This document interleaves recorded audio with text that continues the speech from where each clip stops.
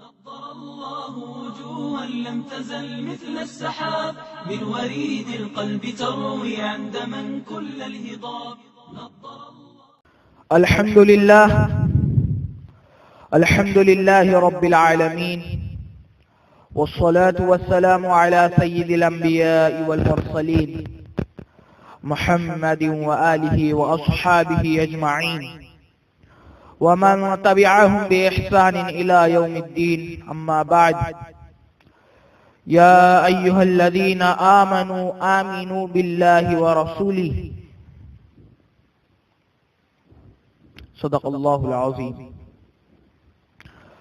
تجھ کو بتاتا ہوں تقدیر امم کیا ہے، شمشیر و ثنا اول طاؤس و رباب آخر.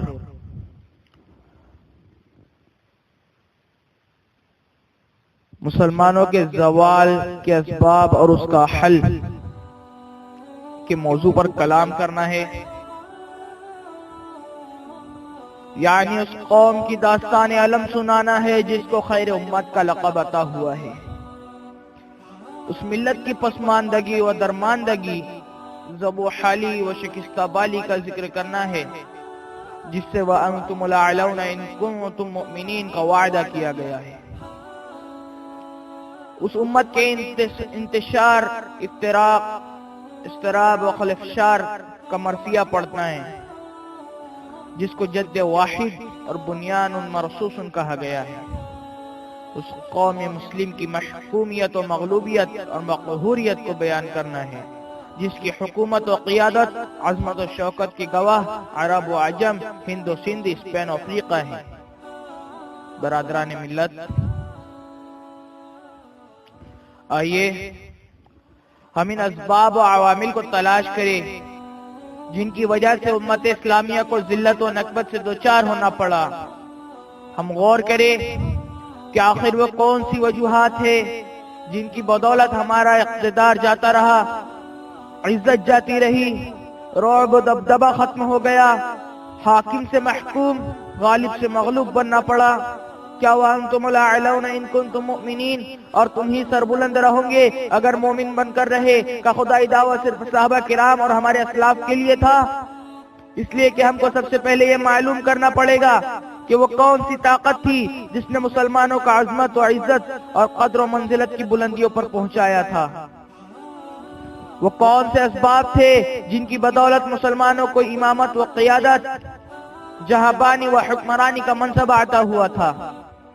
اس کے بغیر ہم مسلمانوں کی پسماندگی و درماندگی کا زوال و انحطاط کو نہیں سمجھ سکتے. اس لیے آئیے ہم تاریخ کا ایک طویل سفر کریں، 1400 سال قبل اس ماحول میں چلیں جس ماحول میں آفتاب رسالت، مہتاب ہدایت فاران کی چوٹیوں سے طلوع ہوتا ہے، ہدایت فاران کی چوٹیوں سے طلوع ہوتا ہے.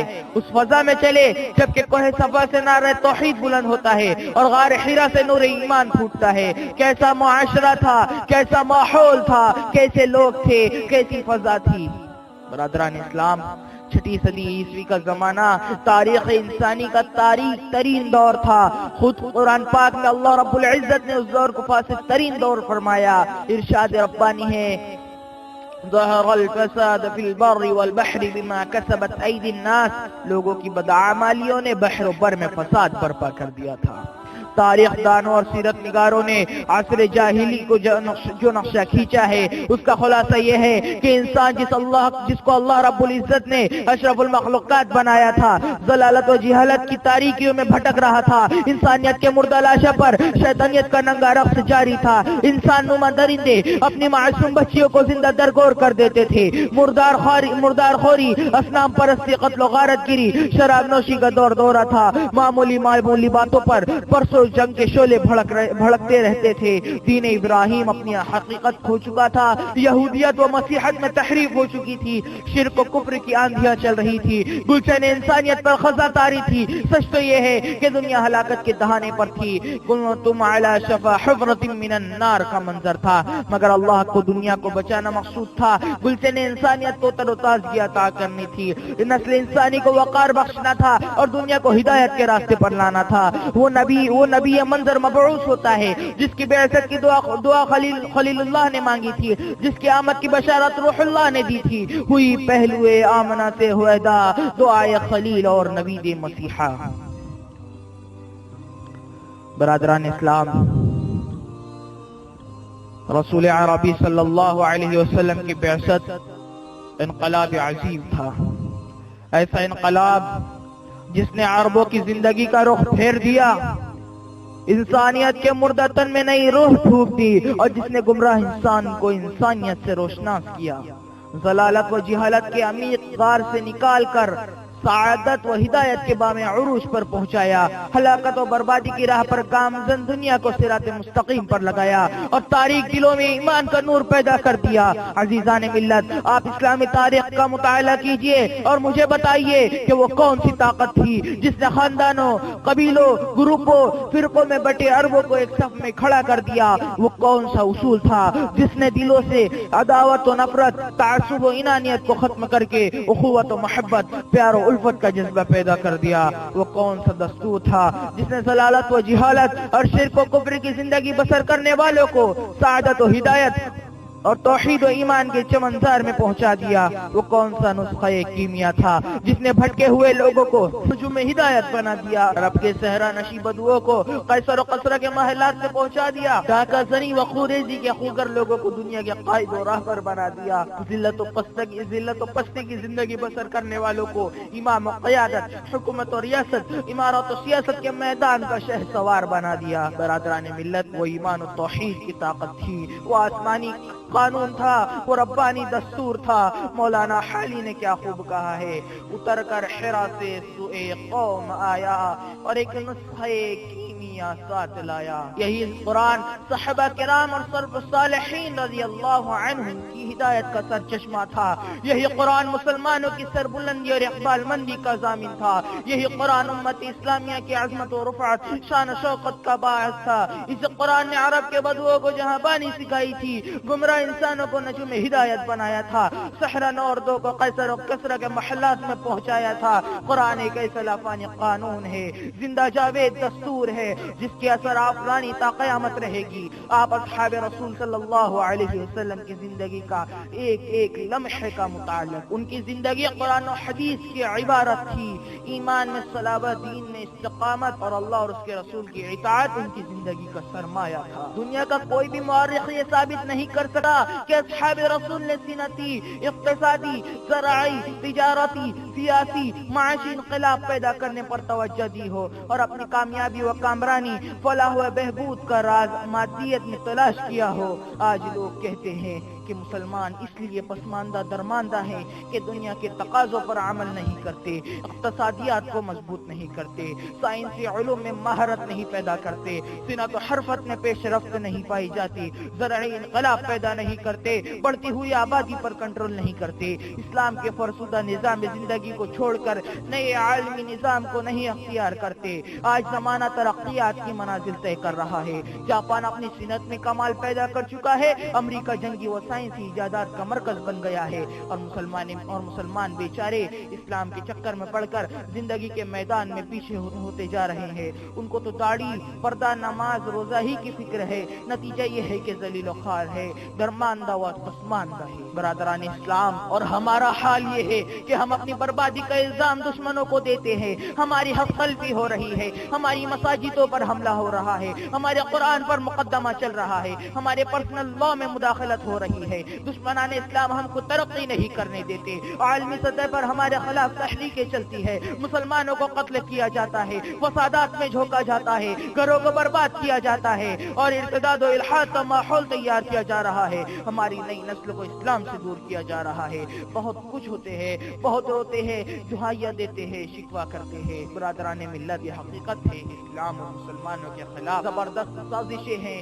بے شمار تحریکیں ہیں، جدید فتنے ہیں، لیکن کیا یہ سب نئے ہیں؟ نہیں، ہرگز نہیں۔ اسلام پر تو اس دن سے حملہ ہونے لگا تھا جبکہ کوہ صفا سے اعلان حق ہوا تھا۔ باطل پرستوں نے حق کے متوالوں کو نیست و نابود کرنے کے لیے کیا کچھ نہ کیا، ابتلا و آزمائش ابتلا و آزمائش سے گزرنا پڑا تھا. ان کے قدم قدم پر سازشیں تھی, بے شمار تحریکیں تھی, مشرکین مکہ کی لڑائیاں, منافقین کی ریشہ دوانیاں, یہود و نصارہ کی خفیہ سرگرمیاں, قیصر و کسرا کی دھمکیاں, قبائل عرب کا ارتداد, مدعیان نبوت کی یلغار. مگر اس کے باوجود صحابہ کرام رضی اللہ عنہم اجمعین عروج و ارتقاء کی مراحل طے کرتے رہے, دشمنوں کو ہلاک کیا, قیصر و کسرا کے پرخچے اڑا دیے, یہود و نصارہ کو ذلیل و خوار کیا, اور مشرکین مکہ کو ہزیمت سے دوچار کیا, منافقین کو ناچار کیا, اور فتح و نصرت کا پرچم لہراتے افریقہ تک پہنچ گئے. اندلس کے پہاڑوں پر نعرہ تکبیر بلند کیا,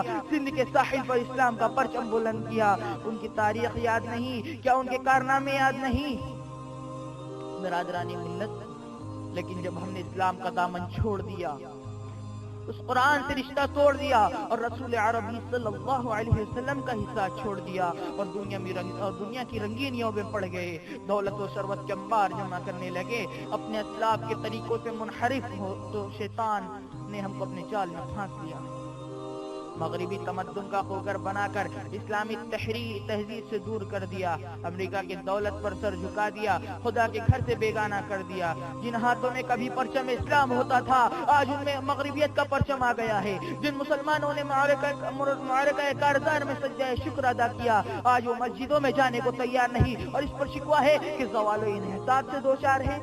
تو صرف ایک حل ہے کہ ہم قرآن شریف کو اپنا دستور بنا لے, اور علمی و ذہنی, ثقافتی و تمدنی اعتبار سے تاریخ کا الٹا سفر کرے, عہد صحابہ و عہد رسول میں پہنچ جائے, اپنی زندگی کا آغاز وہیں سے کرے. محبت رسول, اتباع رسول, اسوہ رسول ہمارا سرمایہ ہو. کہ محمد سے وفا تو نے تو ہم تیرے ہیں, یہ جہاں چیز ہے کیا لوح و قلم تیرے ہیں. قرآن پاک نے مومنوں کو مخاطب کرتے ہوئے فرمایا, یا ایھا الذین آمنوا آمنوا باللہ ورسولہ, اے ایمان والو اللہ اور اس کے رسول پر ایمان لاؤ. عجیب نکتہ ہے, ایمان والوں سے ایمان کا مطالبہ ہے, لیکن اگر ہم اپنی ایمان کا جائزہ لیں تو کیا اس کے مخاطب ہم نہیں؟